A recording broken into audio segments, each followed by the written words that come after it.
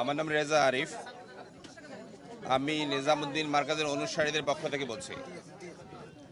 উপদেষ্টা মহোদয়রা আমাদেরকে রিকোয়েস্ট করেছেন যে অন্য পক্ষ অনেক রকম সমস্যা তৈরি করতে পারেন এবং সেই জন্য তারা একটা বিশাল জনসংখ্যা নিয়ে মাঠের দিকে যাওয়ার চেষ্টা করছেন বা চেষ্টা করবেন। যেহেতু আগে থেকে মাঠে আমাদের অনেক লোকজন হাজির আছেন, তো দুই পক্ষ যদি মুখোমুখি হয় তাহলে অনেক বড় সমস্যা তৈরি হওয়ার সম্ভাবনা আছে। ওনাদের এই অনুরোধটাকে কনসিডার করে আমরা মাঠ ছেড়ে দেওয়ার সিদ্ধান্ত নিয়েছি, যেন কোনো রকম সমস্যা তৈরি না হয়। কারণ অতীতে আমরা সরকারের সমস্ত কথা রেখেছি, এইবার আমরা সরকারের এই কথাটাকে সম্মান করছি। আমরা কোনো রকম সমস্যা তৈরি না হয়, শান্তিপ্রিয় দল হিসেবে আমরা সেটাকে ছেড়ে দিচ্ছি। মাঠ ছেড়ে দেওয়ার জন্য আমি আমাদের সাথীদেরকে বলছি এবং যারা আছেন সাধারণ জনগণ তাদেরকেও বলছি, মাঠটা ছেড়ে দিয়ে আমরা কামারপাড়া রোড দিয়ে আমাদের পশ্চিম পাশে যে মার্কাজ আছে, মার্কাজের দিকে আমরা সেখানের দিকে গিয়ে যার যার মতো করে আমরা সেখানে সিদ্ধান্ত নিয়ে যার যার মতো করে চলে যাব। আর এই কামারপাড়া দিয়ে বের হওয়ার জন্য, ব্রিজ দিয়ে বের হওয়ার জন্য যাবতীয় আইনশৃঙ্খলা রক্ষাকারী বাহিনী যাবতীয় সহযোগিতা আমাদেরকে করবেন, তো ওনারা ওখানে সেফটি সিকিউরিটি এনশিওর করবেন।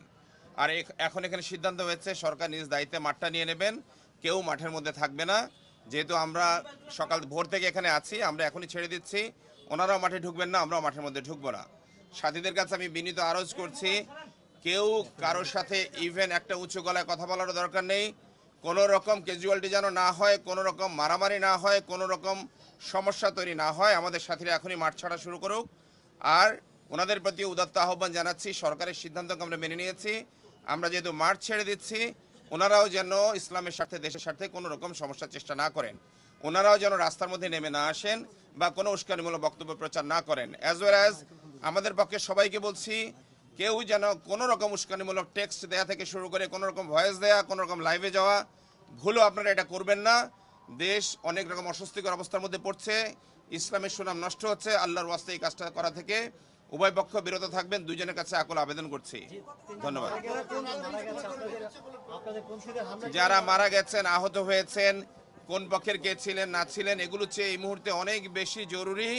যারা মারা গেছেন আল্লাহ তাদেরকে মাফ করে দিন। যা হয়েছে এই তথ্যটা এখন না জেনে এর চেয়ে অনেক বেশি জরুরি আমাদের কাজ করতে দিন, যেন সহজে সবাই বেরিয়ে যায়, যেন আর কোনো প্রবলেম তৈরি না হয়। কারণ